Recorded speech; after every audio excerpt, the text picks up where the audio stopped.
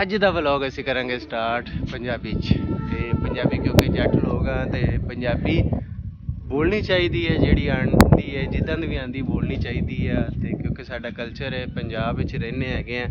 ਤੇ ਅੱਜ ਅਸੀਂ ਸਾਰੀ ਕੋਸ਼ਿਸ਼ ਕਰਾਂਗੇ ਜਿੰਨੀਆਂ ਵੀ ਜ਼ਿਆਦਾ ਤੋਂ ਜ਼ਿਆਦਾ ਵੀਡੀਓ ਆਪਾਂ ਪੰਜਾਬੀ 'ਚ ਬਣਾਵਾਂਗੇ ਤੇ ਪੰਜਾਬੀ ਕਲਚਰ ਨੂੰ ਹੀ ਪ੍ਰਮੋਟ ਕਰਾਂਗੇ। ਤੇ ਹੁਣ ਅਸੀਂ ਚੱਲੇ ਆ ਜ਼ੋਰ ਪਹਿਲੇ ਪੱਠੇ ਪਾ ਲਵੇ, ਫਿਰ ਅਸੀਂ ਚੱਲੇ ਹਾਂ ਜੀ ਕਨੈਕਸ਼ਨ ਕਰਨ ਇੰਟਰਨੈਟ ਦਾ। ਤੇ ਜ਼ੋਰ ਪਹਿਲੇ ਪੱਠੇ ਪਾ ਰਹੇ ਤੇ ਅੱਜ ਬੱਦਲ ਬੁੱਦਲ ਬਤੇਰੇ ਸੀ ਜੁਮੇ ਤੋਂ ਪਹਿਲੇ ਤੇ ਬਾਰਿਸ਼ ਹੋਈ, ਮਤਲਬ ਹੋਈ ਸੀ, ਮੀਂਹ ਪਿਆ ਸੀ ਤੇ ਉਸ ਤੋਂ ਬਾਅਦ ਫਿਰ ਬਾਰਿਸ਼ ਰੁਕ ਗਈ। ਤੇ ਬਹੁਤ ਹੀ ਔਖਾ ਕੰਮ ਹੈਗਾ ਕਿ ਉਰਦੂ ਤੋਂ ਬਾਅਦ ਪੰਜਾਬੀ 'ਚ ਗੱਲ ਕਰਨਾ। ਚਲੋ ਕੋਸ਼ਿਸ਼ ਕਰਾਂਗੇ ਤੁਹਾਡੇ ਨਾਲ ਕਿ ਪੰਜਾਬੀ 'ਚ ਹੀ ਸਾਰੀ ਵੀਡੀਓ ਸ਼ੂਟ ਕਰੀਏ।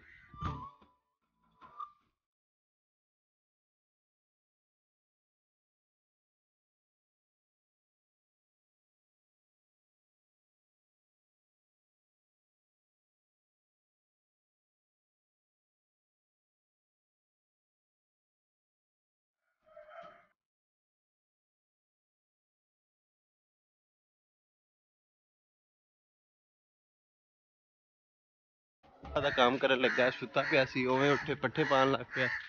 ਤੈਨੂੰ ਮੈਂ ਕਿਹਾ ਚਲੀਏ, ਤੈਨੂੰ ਮੈਂ ਕਿਹਾ ਤੈਨੂੰ ਪੀਜ਼ਾ ਖਵਾਉਣਾ ਤੇ ਪਿਆ ਤਾਂ ਪੀਜ਼ਾ 200 ਦਾ ਹੁੰਦਾ। ਕਿਹੜਾ ਹੁੰਦਾ ਜੀ 200 ਦਾ?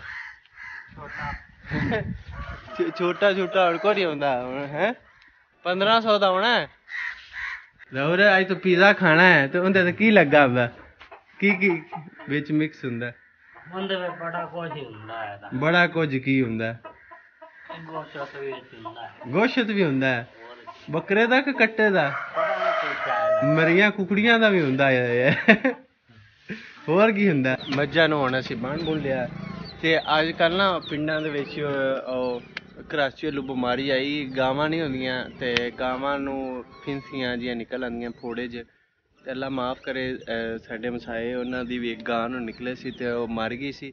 ਤੇ ਬਿਮਾਰੀ ਦਾ ਇਲਾਜ ਹਾਲੇ ਨਹੀਂ ਆਏ ਤੇ ਵਬਾ ਇੰਨੀ ਕੁ ਜਿਹੜੀ ਬਿਮਾਰੀ ਖਿਲਰੀ ਹੋਈ ਹੈ ਹਵਾ ਦੇ ਨਾਲ ਹੀ ਅੱਗੇ ਜਾ ਰਹੀ ਹੈ। ਤੇ ਮੈਂ ਅਕਸਰ ਕੋਈ 10-12 ਪਿੰਡਾਂ ਦੇ ਵਿੱਚ ਜਾਂਦਾ ਰਹਿੰਦਾ, ਉੱਥੇ ਨੈਟ ਚੱਲਦਾ ਹੁੰਦਾ ਤੇ ਉੱਥੇ ਜਾ ਕੇ ਦੇਖੀਦਾ ਹੁੰਦਾ, ਵੇਖੀਦਾ ਕਿ ਗਾਂ ਨੂੰ ਛੋਟੇ ਛੋਟੇ ਨਿੱਕੇ ਨਿੱਕੇ ਦਾਣੇ ਪੂਰੇ ਪਿੰਡੇ ਦੇ ਉੱਤੇ, ਪੂਰੇ ਜਿਸਮ ਦੇ ਉੱਤੇ ਨਿਕਲੇ ਹੁੰਦੇ ਨੇ। ਤੇ ਅੱਲਾ ਹੀ ਮਾਫ਼ ਕਰੇ, ਮੈਂ ਆਪਣੀ ਜ਼ਿੰਦਗੀ ਦੇ ਵਿੱਚ ਪਹਿਲੀ ਦਫਾ ਇਹ ਵਾਕਿਆ ਵੇਖਿਆ ਤੇ ਇਹ ਸਾਰਾ ਵੇਖਿਆ ਕਿ ਜਾਨਵਰਾਂ 'ਤੇ ਐਡੀ ਬੁਰੀ ਬਿਮਾਰੀ ਆਈ ਜਿਹਦਾ ਇਲਾਜ ਹਾਲੇ ਤੱਕ ਕੋਈ ਨਹੀਂ ਮਿਲਿਆ।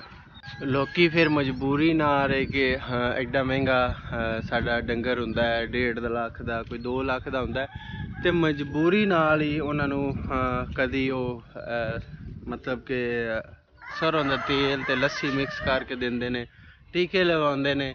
ਪਰ ਅੱਲਾ ਬਿਹਤਰ ਜਾਣਦਾ ਹੈ ਉਹ ਬਿਮਾਰੀ ਦਾ ਕੀ ਹੱਲ ਹੈ ਤੇ ਕੀ ਇਲਾਜ ਹੈ। ਤੇ ਅੱਲਾਹ ਤਾਲਾ ਕੋਈ ਦੁਆ ਹੈ ਕਿ ਅੱਲਾ ਪਾਕ ਇਹ ਬਿਮਾਰੀ ख़त्म ਕਰ ਦੇ ਤਾਂ ਕਿ ਜਾਨਵਰ ਹੈ, ਬੇਜ਼ੁਬਾਨ ਜਾਨਵਰ ਨੇ, ਉਹ ਸਾਗ ਕੇ ਬੜੇ ਮੁਸ਼ਕਿਲ ਉਹਨਾਂ ਦਾ ਸਾਹ ਆਉਂਦਾ, ਨਾ ਖਾਂਦੇ ਪੀਂਦੇ ਨੇ, ਜ਼ਖਮ ਹੋ ਜਾਂਦੇ ਨੇ। ਤੇ ਅੱਲਾ ਮਾफ़ ਕਰੇ, ਅੱਲਾ ਸੁਣਿਆ ਬਿਮਾਰੀ ख़त्म ਕਰ ਦੇ। ਤੇ ਅਸੀਂ ਵੈਸੇ ਜਾਨਵਰਾਂ ਦੀ ਵੈਕਸੀਨ ਕਰਾਈ ਦੀ ਹੁੰਦੀ ਹੈ ਤੇ ਇਹਨਾਂ 2 ਟਾਈਮ ਨਵਾਈ ਦਾ ਹੁੰਦਾ, ਪੱਠੇ ਪੁੱਠੇ ਸੁਥਰੇ ਪਾਈ ਦੇ ਹੁੰਦੇ ਨੇ ਤੇ ਵੈਕਸੀਨ ਲਾਜ਼ਮੀ ਹੁੰਦੀ ਤੇ ਵੈਕਸੀਨ ਕਰਾਈ ਰੱਖੀ ਦੀ ਹੁੰਦੀ।